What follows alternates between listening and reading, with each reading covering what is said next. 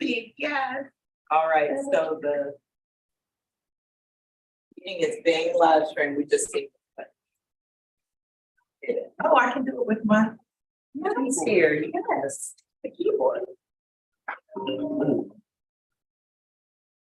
Okay, we are live streaming and you are ready. Call the meeting to order.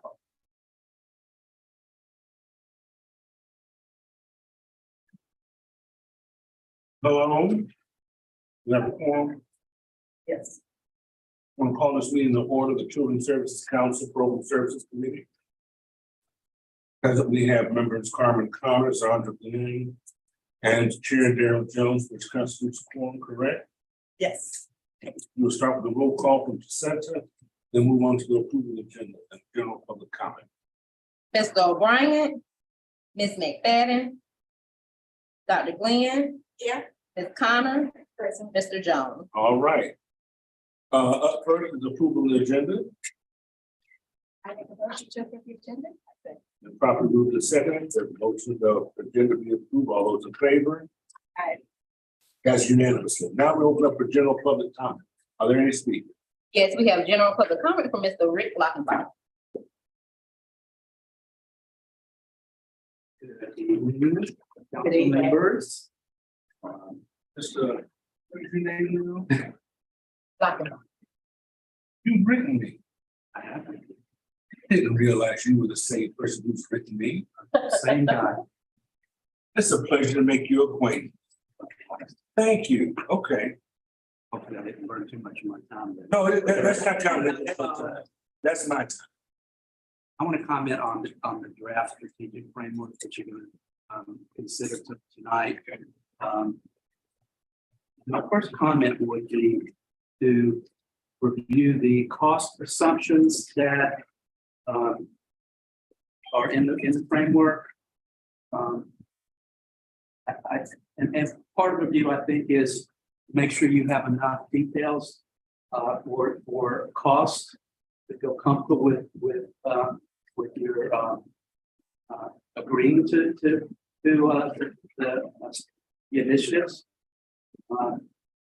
I had difficulty in looking at that last column on some of these and feeling comfortable with some of the assumptions, or trying to figure out what exactly went into the cost estimate. The first one that I looked at was first one, under family support services. And in that column, it said, based on average of $400 per child, recruit and mentor a single youth in a year, goal to serve 1,000 youth. The $400 per youth is really low to me. And so I communicated with Ms. Lord today, who's the director of Big Brothers Big Sisters, and she told me what their cost was per youth. I'm not saying that is what cost assumption you should make, but she told me that her cost per youth that's mentored is $1,850. I would advocate that you look closely at that figure. I think it would be better to spend $800 or $1,000 and get a better result, because that's what the council should be about, and I'm sure I'm preaching the choir on that. But I'd ask you to take a look at that and consider whether the number of 1,000 is a reasonable goal to have. I think we can get bogged down with quantity over quality, and you want to have quality programs. If you fund 10 programs averaging 100 youth, then just think of all the work that goes into that in managing the contract and monitoring, which you've indicated you're going to monitor programs twice a year. There's a lot of workload associated with it. So I would suggest that you take a look at that, as well as the other cost assumptions that you've made. Also, by comparison,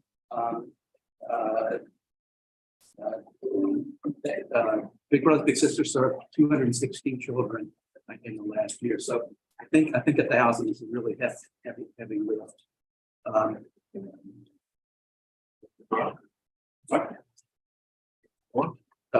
Just briefly.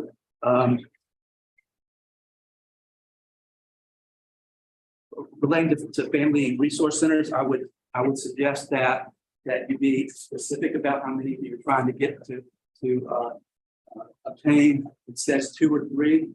I think you would have an average cost per family resource center, and based on that average cost, you ought to indicate whether it is 2 or 3.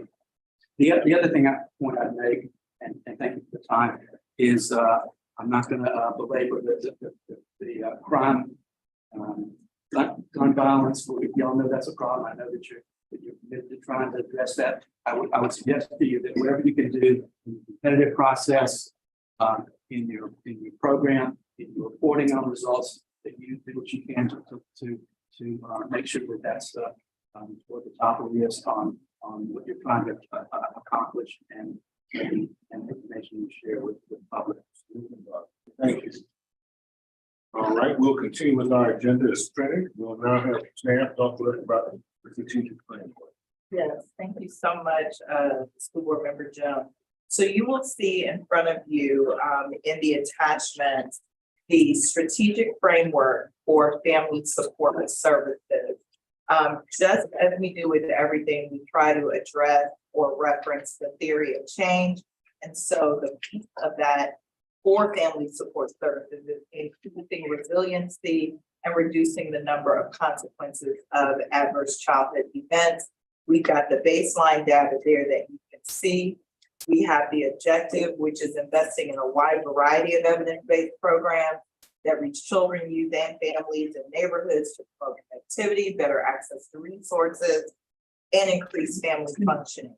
So in the first column, you will see the actual strategy that staff is proposing, a description of that strategy, the timeline, and then you will see a running total. And so starting with the investment in the year that we are proposing it start, then the investment that would be the following year, you'll see an increase, and then the investment in 24, 25, and then a justification on how we extrapolated those numbers.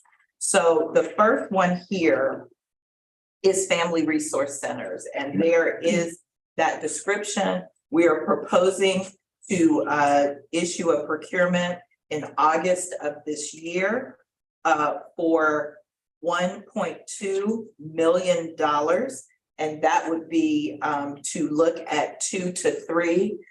To Mr. Lockenbach's point, we are using information from other CSCs and extrapolating according to our populations, according to information in the needs assessment, to come up with these estimations and services. So we really won't know until we get those proposals in. And I will use as an example capacity building. The council did set a number for that, but the reality is the cost of it is a little more. So this is the best estimation from the extrapolation that we did. So we'd be looking at 1.2 million in year 1, that same 1.2 million in year 2, and then we would go up and hopefully add that third resource center in year 3. And then before I turn it over to you, Chair, for discussion, if you'll look at page 5, it is a 1-page description that talks about the research to back this particular strategy. And it also talks about what the core element and the comprehensive elements of family resource centers are, and then the potential outcomes. So with that, I'll turn it back over to you, Chair Jones, for discussion. Certainly. Yes, sir. Just looking for 2 to 3 FRCs to engage in the sub programs. I'm just curious. This is more curiosity, educational piece. What are some examples of FRCs in the community, not to say that we're gonna specifically use those, but I'm trying to get a sense of, these are organizations that already typically exist, I assume. Or do they already exist? I'm sure Well, they do. there are providers in our state that specialize in establishing FRCs in communities. The ones that we have gotten to see are in Hillsborough County.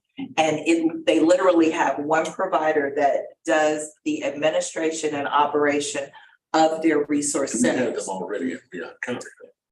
There could be organizations that can establish this. We are not aware of any true, Okay. I didn't know if there was some. Yeah. Because I didn't think. not any Yeah. true resource centers, but I am aware of providers in the state that do. Okay, That answers my question. you know, we're already doing that, Mark, with the community partnership school as an example of something much like that. But I've not seen it replicated, and I'm curious to know, because we've seen these in other communities, who do they target for responses for a family resource center? So that we could perhaps be intentional about who we send these announcements to. Trying to see if I'm gonna break anything by talking about a particular provider, but I will use LSF is one. So LSF is the provider that does the resource centers in the Hillsborough area. Legal services? Lutheran Services of Oh, Florida. okay, all right. And so they also do community-based care services, but they are the ones that won the procurement for Hillsborough County. But every legal services is different. Yes, absolutely. Okay, because I was wondering, was it the social, I'm sorry, you go ahead. No, No. Are you sure? Yes, ma'am. Okay, I'm sorry. All right, sorry to interrupt. Yes, ma'am. So, I love the ideas of the family resource centers. One thing that I want to make sure, so when we had the listening sessions and we went to the community, and I was particularly at the one, where was I? At Jack McLean, right? Okay. And one thing that struck me when we were listening to the participants talk about what was needed, a lot of the residents that I understood, they didn't always trust facilities or to access them, to go to them. And in my mind, when I walked out of that room, is we needed to provide services that was going to go to the people because they didn't trust to go. So if we say we're going to invest in this, and if we're hearing from the community that they're not willing to go because they don't trust these facilities that are there, my concern is we're creating a facility that people may not trust to go to. Will we make specific requirements, or could this be built in that they have an outreach program where they're actually going to the family? So I want to make sure that if we establish something, we're not creating something that people already told us they're not willing to use. Does that make sense? Yes, it Okay. does. And so there are two pieces to that. So number one, the family resource centers, we would be targeting specific neighborhoods. And so it literally becomes a hub for that neighborhood versus establishing it in a place where everyone can access it.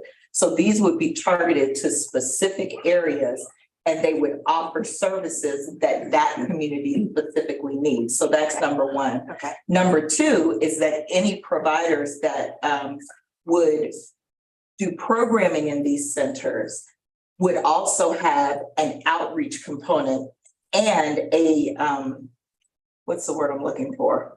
When you go to the person. So not only would the provider who would be setting the centers up have the outreach responsibility, but so would the programming that is facilitated in those centers.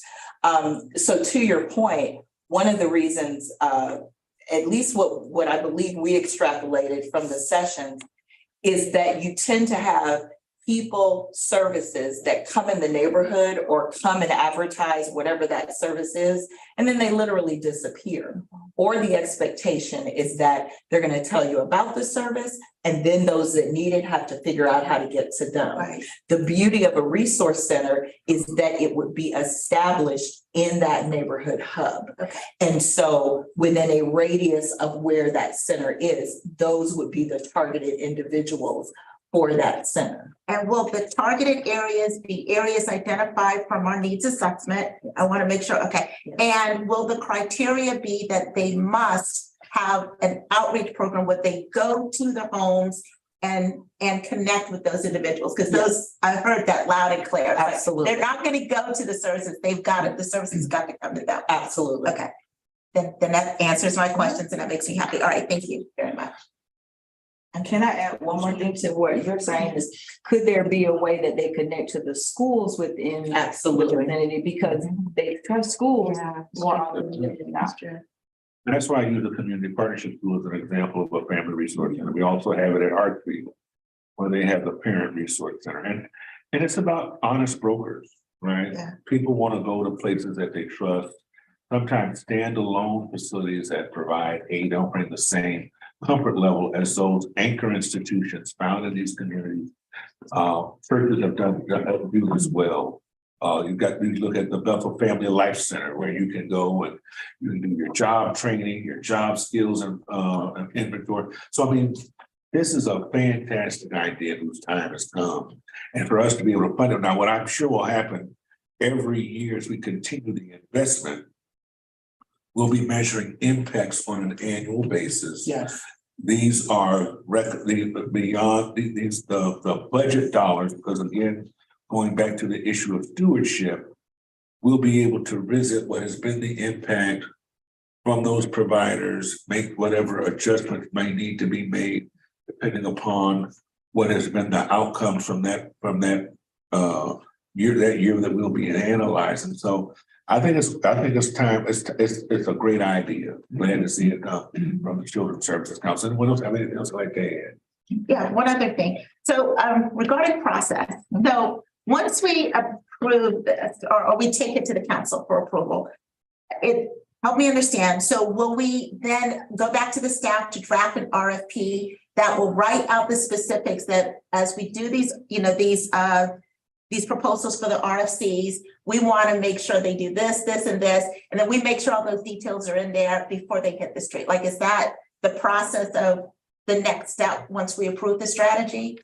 That seems laborious to me. That's what's the process? So we can do this one of two ways. Okay. And I think, I don't think I speak out of turn by saying that there is a certain trust that we're hoping the council has with the work that we do to take some of the laborious processes out of this. So if the framework is approved, understanding the concerns and things that we've talked about, we will create a statement of work that speaks to that. Okay. Ideally, we don't want to belabor it by taking this to the council, then the council approves this, then we have to do a statement of work, bring it back to this committee, then back to the council. That's fine. And that's why I want to understand what's the process. Like, So the process would be, Yeah. we would develop a statement of work. Okay. And that would be included in the next board packet. Okay. More than likely on the consent agenda. Yes. And we are working hard, I think we're getting better about getting those things out to you so that if there are any comments, those comments can come in ahead of time. I cannot emphasize that enough, because if we wait until council meeting No, I agree. to get all of your comments. Madam Chair, I think you take this recommendation to CSC to give us an opportunity for us to inform what will be the scope of services.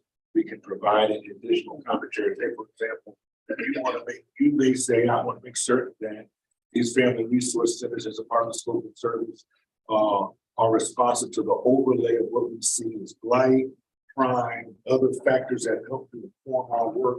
And then once we've given them those instructions from what will be the recommendation coming from this committee, they will then be equipped to then go out and put the RFP on the street on with the information and guidance that we will give them, rather than have to come back for us to vote on it a second time. I agree. All right, good. And I just wanted And that's clarification what with that that's process. what we'll get a chance. We'll do it here as members of the committee, but then we'll also have to do it as a committee of the whole. We bring it back to the CSC, and then it can hit the street. But that's the way I would see it. That way we can move through and kind of get these RFPs moving in weeks versus months. Yeah. So to that point of the Family Resource Center, I am interested in what I've described. It's great that the chair has reminded us of the work that we did with the needs assessment. I would love to know that, I would like to take comfort in knowing that the information gleaned from that academic treatise will inform what will describe the scope of work. Based upon the statistics and all the data that we receive in terms of the footprint where we want this place to have impact, the census tracts, zip codes, however you want to describe it, but in those target areas where we know it's going to have the greatest amount of impact. And then whoever responds to us, I guess a part of what we would also describe is that I'd be curious to know what will be the way we will describe the assigning of points on an RFP. That too also is something that I think we can use as a recommendation going forward. What do we put the greatest value, right? There are certain things and scopes, and as a part of what you may describe, bring it back to us, or as a part of the consent, or as a part of the agenda for us to discuss, might capture some of that inquiry, such that we can talk about what matters. And I'll be honest, I'm not a procurement expert in human services, right? Y'all are. So I would love for y'all to give us a template to work from, and then we can talk about what that scoring looks like that is commensurate with the values of the CSC board. Absolutely. Right. So that might be something you might want to include in your document. Yes, ma'am. I just have one more thing that I promise I'll stop. No, you- These research centers. Okay. All right, I appreciate it. One thing too that I want to emphasize, I've heard over and over again that there are resources in the community, and people aren't accessing them. So as we work with these resource centers, it's not a matter of creating more resources, it's a matter of bringing resources to people. And I just want to say that until it's like etched in, that is what the heart of this will be. Absolutely, Okay. and just as a comfort, if I may, Chair Jones, we are already and have been in communications and partnerships and discussions with 211, City of Tallahassee, Leon County, United Way, any organizations that are actually considered hubs for services, so that there is not only a buy-in, but a partnership such that they are using those centers as well. For example, not Leon County, City of Tallahassee is planning a resiliency center at the corridor of Lake Bradford and FAMU Way. Putting a fire station there. They have already approached us about the possibility of some sort of childcare facility, any kind of counseling facilities. So it really is us looking at how we work together to get those services. There 211 about a referral hub there, career source. So I know that these centers won't just necessarily be the CSC center, but rather that center that brings those services as you have described. One last thing I'd like for us to consider, that the respondents also, these centers have bus access. It was a minor point, but No, it's actually a major point because transportation comes up repeatedly. anything else anybody got to add? No, Brian? All right. So as a part of our recommendation moving forward for each of these would be that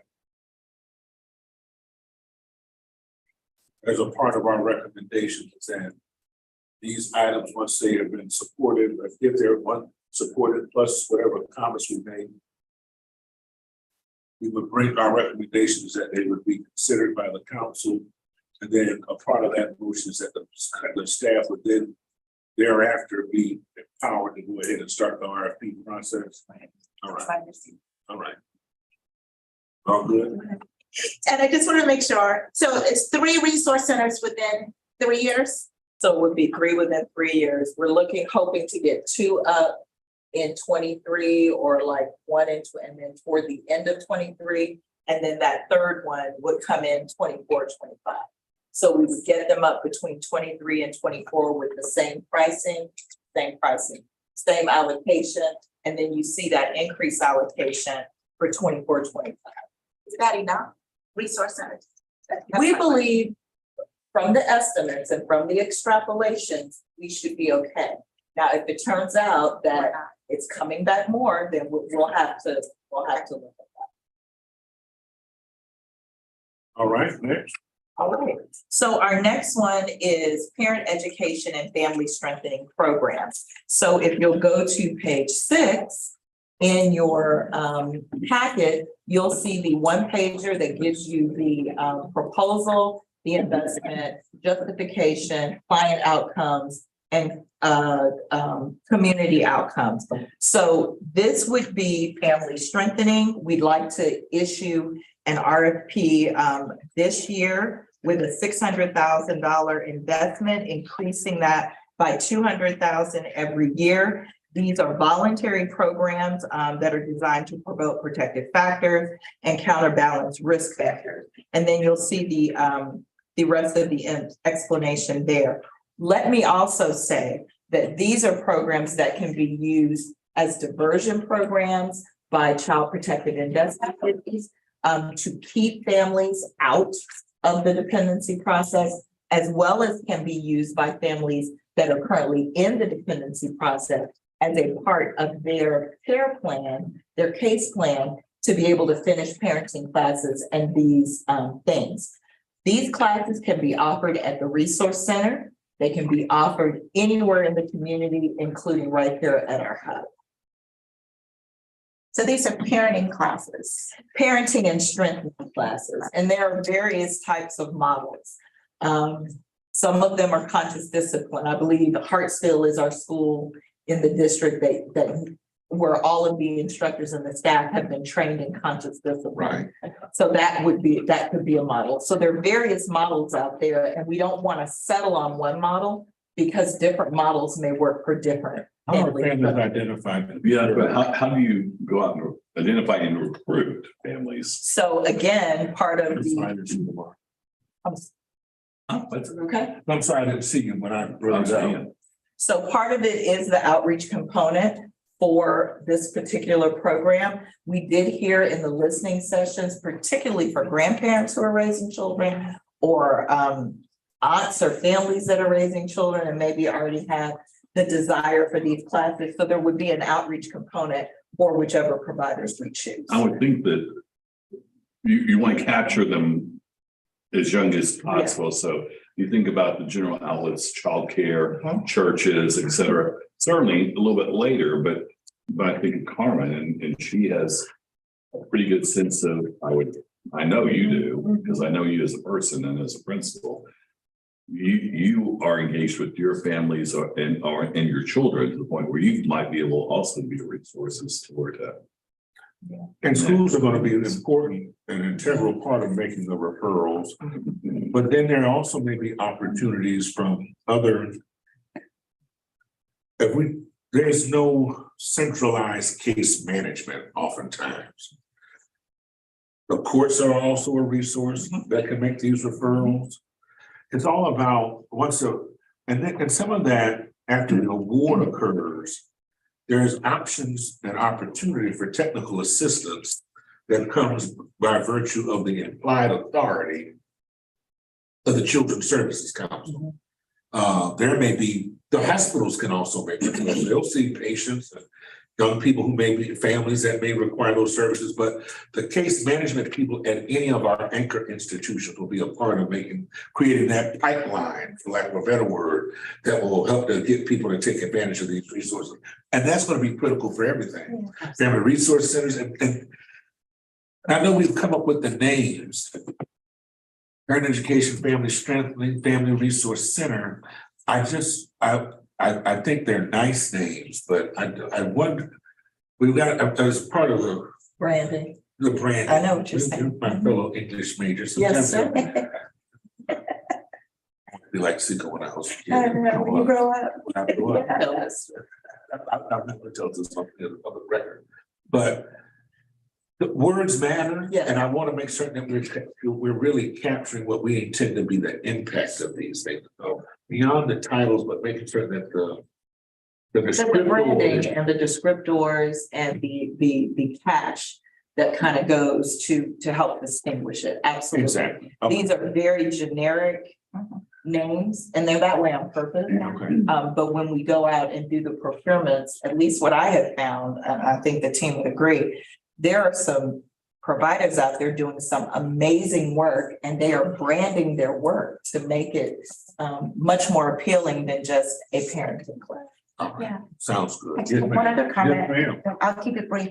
I just want to make sure, so as the RFP is being drafted by the staff, one thing that I would ask y'all to please speak in, to make sure there are wraparound services to allow families to access these things. So if we want parents to come to a parenting class, we need childcare services, we need food being offered. So all of the other things that are necessary to allow the parents to attend, because if I don't have anybody to watch my kids, I'm not coming to your parenting class. So I just want to make sure that's built into their program to ensure participation. Absolutely. Okay, thank you. And I'll Yes, add ma'am. one Yes, question. ma'am. A link would be social workers at all schools. So I don't know how we could do that, but I've recently acquired a second chance program. So all elementary students in Leon County, if they are expelled from school or have to have a 45-day placement, they come to our school in this special program. And what I've noticed is over time, these children have been exhibiting these behaviors since kindergarten. And their parents want to do better, but they're not connected with these resources until something really bad happens. So having this piece of having the social worker in on what can be provided, but having it be somewhat, I don't know how we could word it, but where when this happens, you have to go through this resource and pick one of these resources as your next step into rehabilitating your Right, child. that pipeline, I agree. So we are already in communication with the school district on an MOU, which actually is going to come to the next council meeting on data sharing. We could open that MOU up a little bit so that it really allows for the partnership and creates that conduit that keeps us from having to go through that agreement process to be able to do exactly what you're saying. And I'm dealing, we are wrestling as a board with the whole issue of discipline and disparity in discipline. And Carmen, Mr. Carmen will tell you that they are armed with a variety of options in terms of disciplinary tracks. But if parents aren't engaged as well and finding the resources to deal with their children and seeing alternative resources, then you'll just see that continue, that discipline behavior continuing to just get progressively worse. I mean, so, yeah, your point is well made, Mrs. Connor. And would parent engagement be a big part of this? That's significant. I mean, you've got Parent engagement is a Yeah. part of that as well, for Yeah. sure. I'm excited to see the ingenuity that the community will bring to these options that we provide. That'll be the real, that's the exciting part. All right, any other questions regarding this particular area? All right, we're moving on to behavioral health science. Behavioral health sciences, so this would be an investment to increase the availability of mental health specialists in Leon County to serve the unique needs of children and families through family and child assessments, therapeutic interventions, community navigation, TCM, which is targeted case management, and services can also include training and outreach activities to community partners, providers, and families. We have heard repeatedly, it's shown in the needs assessment, and we also heard we need more behavioral health services. We need more practitioners. So as a part of this, what we're hoping is to do a procurement later this year. We'd be looking at a $1.2 million investment. We'd increase that by 200,000 over the next 2 years. As a part of this, before the chair turns over, as a part of this, we are also looking to convene some of our larger mental health providers in this community, as well as working in partnership with the Leon County Department of Health, as they have a navigator specifically focused on trying to get into the Black and Brown communities to emphasize mental health and those needs. to determine how we really move forward with this particular procurement. None of us are mental health specialists, and having that input from them is gonna be vitally important. TMH behavioral health is a part of that as well. Yes, sir.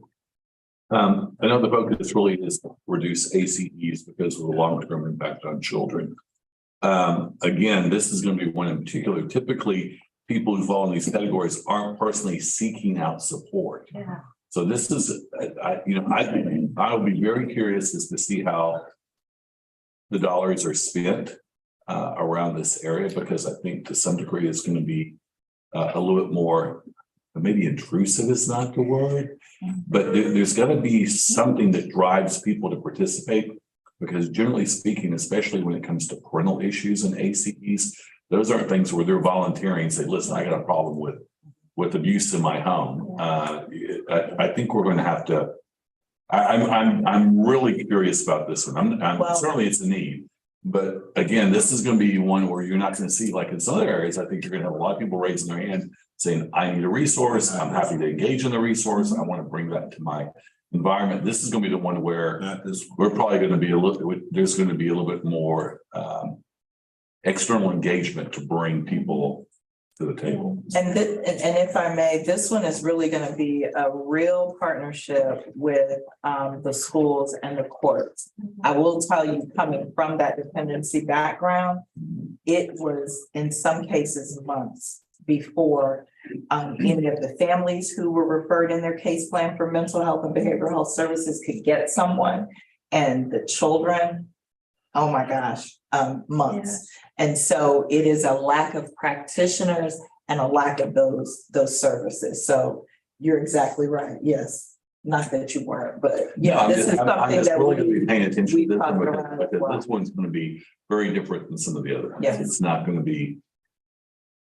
It won't be as voluntary. in it'll be more nature. voluntold. Voluntold. That's a good way to put it. Absolutely. You're gonna have to facilitate the pipeline. Yeah. Then I wonder, although we've got this great price tag, we are dealing with this in our school district, and that is a paucity of professionals to address the needs. Yes. And then when I didn't have any railing at the meeting about the cultural relevance or cultural aptitude of the persons who are serving these children, we know that the lion's share of the children that may very well be, that we may be serving, come from working class families.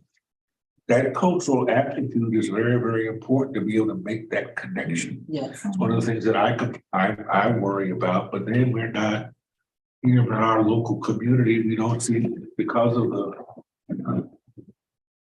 price issues and the salaries associated with the professional accounting on to meet this needs.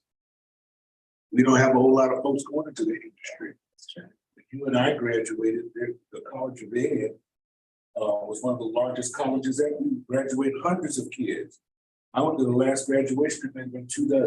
Yes. And you see the same thing in a lot of the other liberal arts disciplines, social work and the like. So we've got a great price tag. A part of this discussion is going to be identifying professionals.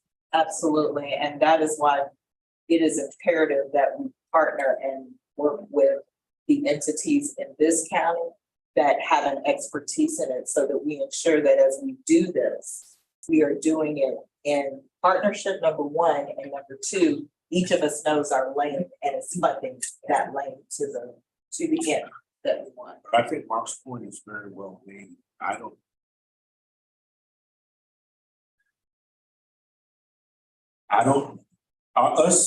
Us identifying the need, identifying resources for it still doesn't change the human capital vacancy, deficiency that we have in the industry. And I don't know if us have, and then we're not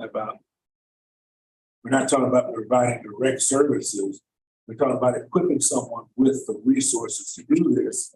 And they'll be harangued with the same challenges that already existing institutions have.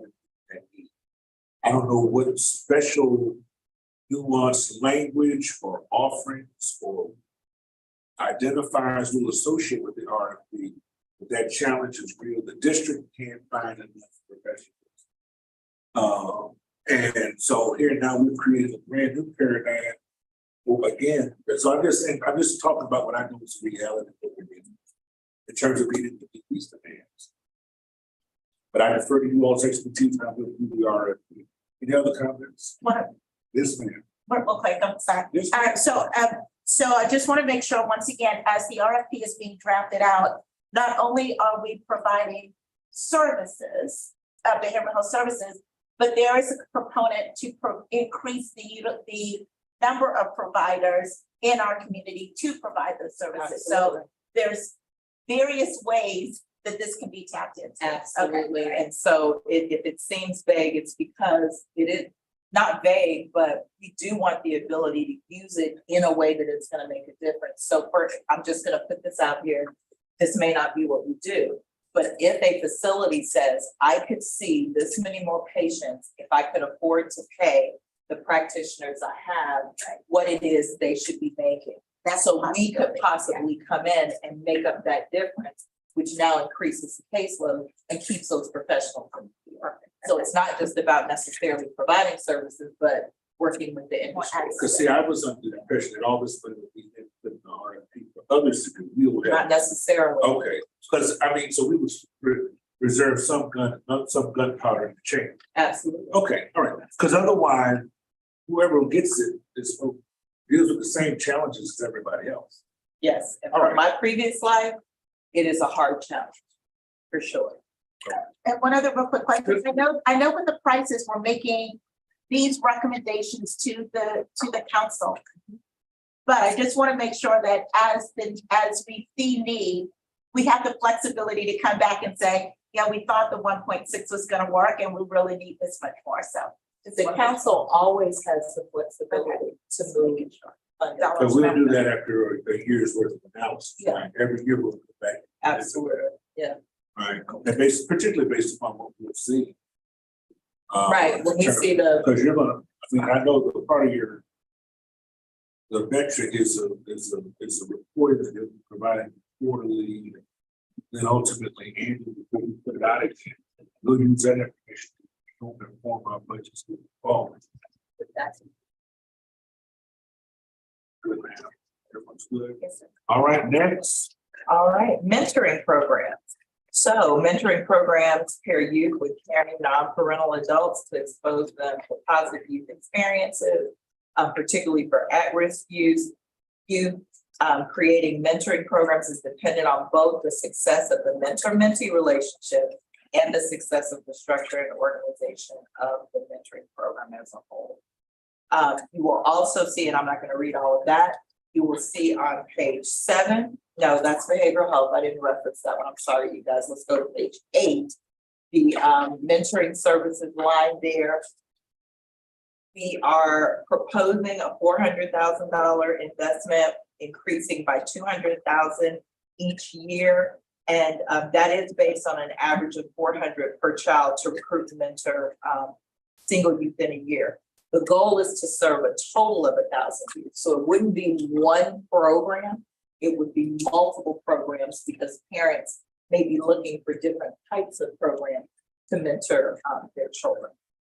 Given the comment today, we will go back and look at this. This was extrapolated again from looking at some other budgets and some other programs. And I would imagine, depending on how the mentoring program is set up, some may be more expensive on a per child basis, some may be less expensive. But what we do know is, and the research shows, as does our need assessment, if there can be at least one caring adult in a child's life, it will make a difference. This is also a place where I think we can, I think we can infuse violence prevention and youth gun violence prevention and that in all of these. But in this one in particularly, I feel like we can infuse that. Yes, sir. Just a comment, I'm sure that this will be a part of it, but included we should make sure that we do everything to protect the child by appropriately vetting individuals who participate. There are people who are opportunistic, some in a good way and some in a bad way. So make sure I'm sure that's going to be part of it. Absolutely. There would be requirement in the RFP for the organization. And they would have to show that proof for background checking. And normally when you're dealing with youth, I think it's a level 4 background check. And maybe, to Mark's point, I know that these are kind of wide open. Perhaps in an effort to ensure this type of protection that we perhaps may put certain criteria, have been providing services for a certain level of time, such that you already have those types of protection. I'm sure there's criteria out there, but Mhm. let's make sure we put the appropriate criteria in place and that we're abiding by it. Right, but you said, we're talking about opportunistic, some people may create, or there may be, immediate responses. And we always talk about mission creep in human services. But if someone has already got, and not to name any agencies, but those who are providing those services for a certain length of time, already have those protocols in place, particularly in this particular one, such that it doesn't necessarily provide opportunity for new organizations who don't have a track record of those protections. There might be something to think about Yes. to ensure what he described. Very similar to what we do for summer funding. We are asking for organizations that already exist and have been. Right. So, yes. All right. Any other comments on mentoring? All right, now we're into, Non-traditional, okay. So this is gonna be a doozy. Non-traditional childcare. And that's to meet the needs of families with non-traditional work schedules, and that's outside of 6 a.m. to 7 p.m. Working multiple jobs, emergency workers, rotating shifts. Those that really need a true support outside of what normal childcare is. So we'd like to start this one this year as well. Start with an investment of 600,000, increase it by 300 every year. So you'll see one approach there. We have to do a lot. So you'll see the non-traditional childcare one pager here. This is also something we are in conversations with Leon County and the city of Tallahassee, because we've been informed that the mayor definitely has a focus on non-traditional childcare and how our city is going to really put that into practice, given some of the development that's happening and the target areas of those jobs. So this is what we're proposing, and we will be working in concert with some of our other providers to get it there. I'm curious to know, are we looking at and when we're identifying these locations, are we looking at major employers being in close proximity or major employers where there may be such a need? Or how are we, what would be the method by which we decide where these centers will be? So I think it's a couple of things. So some of the bigger cities actually have, or where some of these are already operational, they actually are in proximity to a larger employer. So a hospital, factory, a distribution plant. Amazon.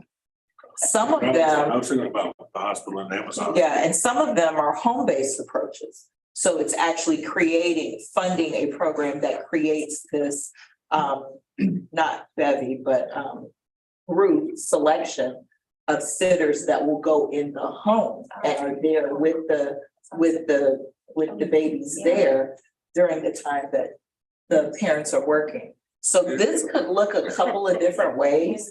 Currently in the county, we do not have many that do any of the non-traditional care. We know that there are different parameters, different licenses. It's a different amount of money, but we need it here. And just quite frankly, the CSC wants to be on the forefront of how we get this instituted. As a mother who needed these services, because I worked shift work for years. I got up at 10 o'clock at Walgreens on many nights. My husband's coaching. There was nobody to watch my kids, and if it wasn't for my mother-in-law, we would have been completely screwed. So there's a there's a significant need for this in our community. And we were a 2-parent household. I mean, God forbid these single parents, they're really struggling. So I'm looking forward to seeing the innovative ways that people are able to meet the needs of these families. I don't know if these dollar amounts are gonna be enough. Like, they look awfully low to me. But that's, Well, I think, so I think initially we may not be, although we have a little bit of a justification there, it could be expanding on a center that's already, I'm just using that as Yeah, an. somebody So- may be willing to open doors. So they're expanding their services, Okay. and maybe that's the first way we approach it first. But we will be doing this as we are looking at our other partners, the city and the county. And the chambers have all recognized that this is gonna be, you know, a need. So I think that we are gonna come up with something really, But I would hope that the data will find a way, and I Mhm. mentioned near major employers or concentrate or large or neighborhoods where there's a large concentration of persons who are working, as you described, shift work. So even at the childcare services are provided close to home or close to where they work. And I would hope that somewhere in the data that we've collected from both the Alice report, our needs assessment, that perhaps help to inform what will be some of the descriptors that we'll put in the RFP. absolutely. I think we are now data rich.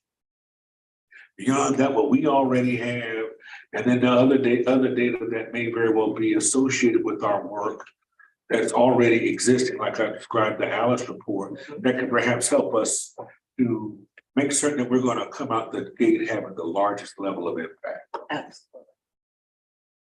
And, Yes, ma'am. You know, speaking of data, this would be a game changer for schools like mine.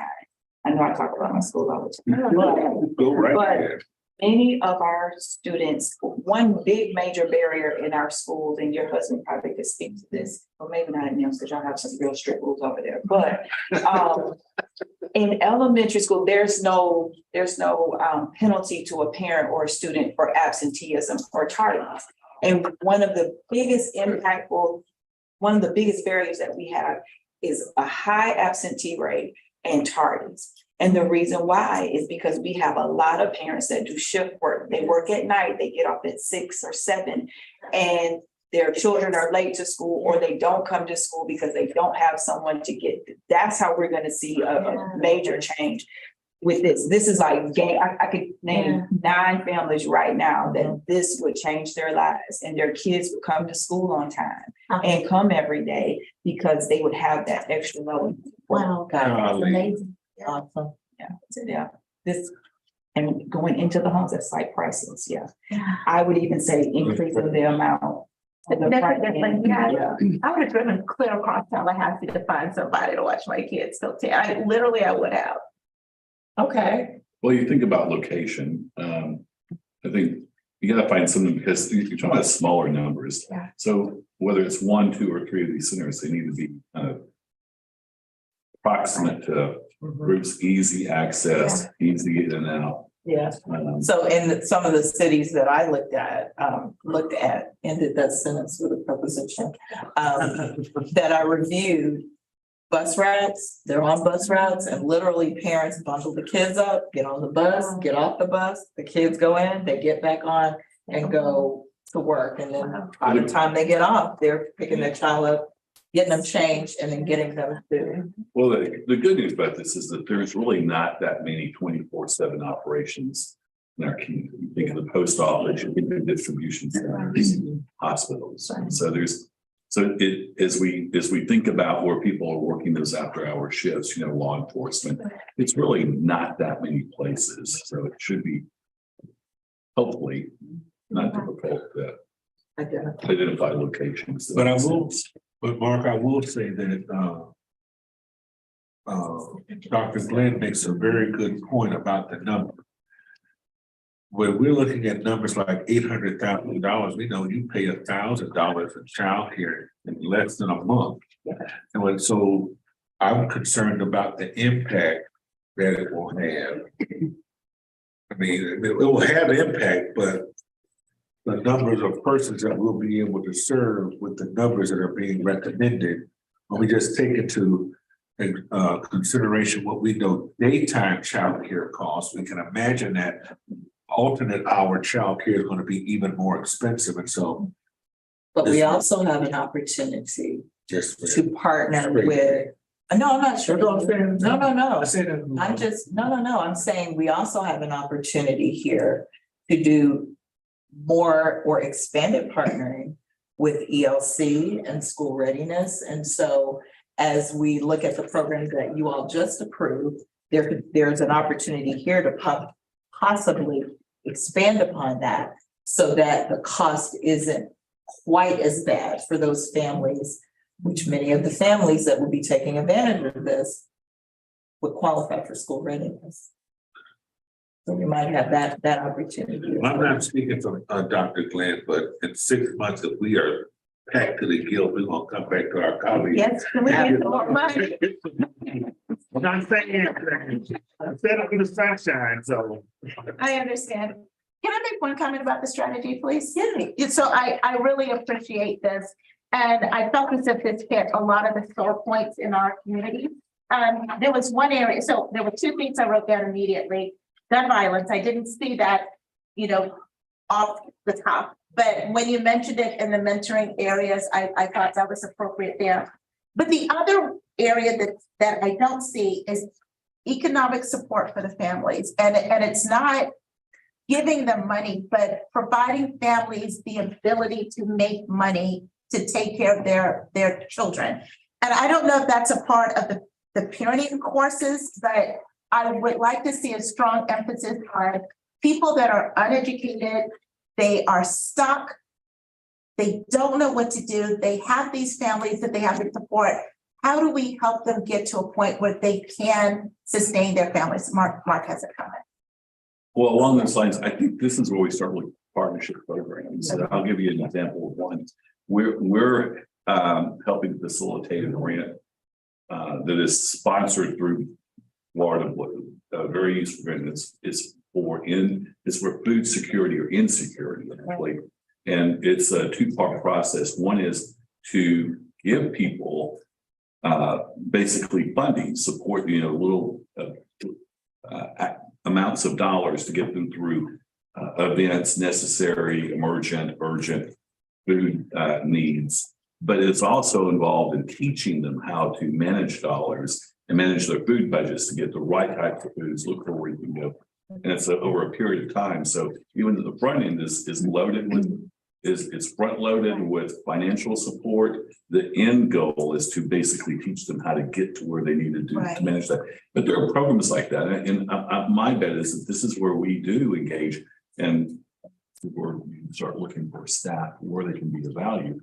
That things aren't necessarily always funded through us, but we find those things that connect in.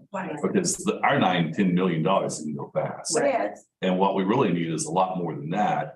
And even though we'd like to have a lot more, we have limits here, but we can leverage what we have here to bring additional dollars in, additional partnerships in, hopefully make our $9-10 million stretch to $50 million. That would be a little pie in the sky. But the point is that there are programs out there. So we need to make sure these dollars are used for the best way possible, but we need to leverage other dollars. And I guess that's my request. Can we find programs to leverage that focus on economic support or economic building up for families? Because to me, that's a foundation issue. And if the family can't support themselves, everything's going to fall off the card. So how do we partner with other agencies that are providing that to strengthen that in the community? And to me, that was the hole I saw in our strategy.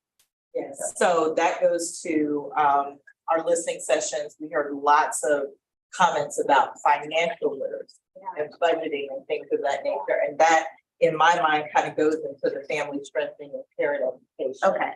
Okay. And so we can add that to that particular strategy so that we're looking for partnerships for that purpose. That would make me happy. Thank you. Thank you. So moving forward, yes, sir. No, I'm just going to make a comment. One thing I appreciate about this is that not only does it talk about the programs and the value that these programs bring to people, but it also talks about dollars and cents as we go out to our communities and say, why is this important? And how are you getting a return? Many of these things actually talk about a dollar invested from a basically analysis has a return in dollars not spent in the future because they've been put on the front end. And I think, you know, I know that we're focused on children, but we also need to make sure that we maintain the support of our community, that we show them the value of this program so that we continue to get this support in the years ahead. We don't want this to be a one and done program.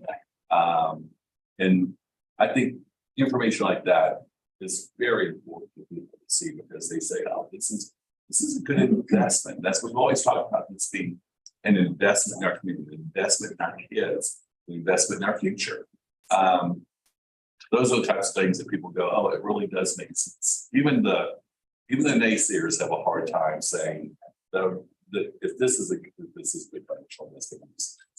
So anyway, just a thank you for those people who took the time to put that in there. Right here. I think that's important. Yes. The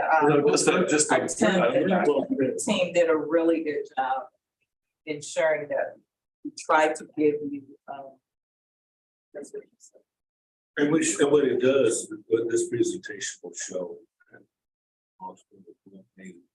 That stewardship is a value of the entire children's services.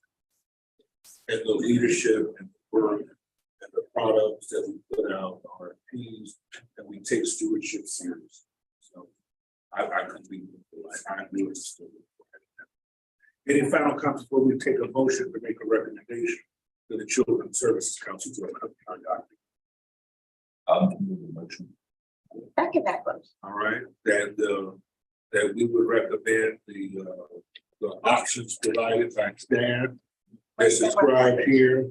With the recommendations that we With noted. With the noted recommendation to include that following that we would recommend that based upon the discussion that we would have at this meeting at the Children's Services Council, that following that the executive leadership team would then put forward an RFP for these services as described. We got a motion and a second. All those in favor, signify by saying aye. All right, now it's happened. Anything else for the good of the order? One question, one quick question. I'm talking, no, That's- you weren't talking to me, I'm sorry. Area we're focusing on. So I'm excited we got through the family supports. What's that? Next area is pre and postnatal support. Superintendent, happy to hear that. Yes, pre and postnatal, that is the focus of the county. And I expect that we'll be working in concert with them as well as the city. So we're excited about that one too. So that'll be the next one that comes before you in March. Just a comment, as we've talked about that, it's something that I've learned through experience with my team, as we talk about prenatal care. One of the most critical factors is not necessarily prenatal care. I say it's not, but people oftentimes forget it's the health of the mother at inception. At conception, the health of mother conception is critically important. So we need to think about that in context to also. It's really Absolutely. prenatal. Absolutely, So and not just- only the just- mothers, but also the fathers. Well, yeah, I'm thinking about the moms. For the who most child. it's the mothers who are really. It's the mothers that are housing. Basically, do all the heavy lifting when it comes to birthing these babies. Tell the truth. No pun intended. Yes, Okay. absolutely. So, speaking of prenatal and postnatal, you'll see that we have our baby Cameron in our Family Resource Center. So Healthy Start brought our baby Cameron, he'll be with us for a few months to remind our families that you go back to sleep. I see how. Yes, that's awesome, Cameron. All hearts are satisfied, is that motion to adjourn? So. No, we have to do the agenda for next meeting. And then there's a question about meeting time. Yes, Um, so we wanted to try to establish, and I talked with the committee chair. Thursdays are really best for him as long as there is no blueprint. So we are going to, if that works for everyone else, Carmen's looking at me, listen, Councilmember Connor's looking at me because she only has one more council meeting before we bid her adieu. So Chair Jones said that Thursdays work, that, what are we on right now? We had to cancel it, the second Thursday. So we are on the second Thursday for your standing council meeting unless there is blueprint. Okay. And if there is blueprint, because that calendar has now been presented, we will work ahead of time to reschedule that meeting if we need to. If we don't need it, which I can't imagine we wouldn't need it, we can work with the chair to cancel it. All right. I appreciate that. Thank you. Absolutely. The second Tuesday of every month. Second Tuesday of every month. No. Thursday. Thursday, I say Tuesday. Thursday. Yeah, that's- Second Thursday. Okay. And it's not the second Thursday after the first Monday. No. And it's 5 just the o'clock. Second, 5 o'clock, right here. Right here. Thank you. Right here. So y'all send out a calendar invites for those meetings? Yes. All right, great. All right. Next meeting, any member comments? The next meeting agenda has already been discussed. Yes. Any member comments? Is there a motion to adjourn? There's a motion to adjourn. All right. All right. All right, thank you. Because I need to put down, if we had that good.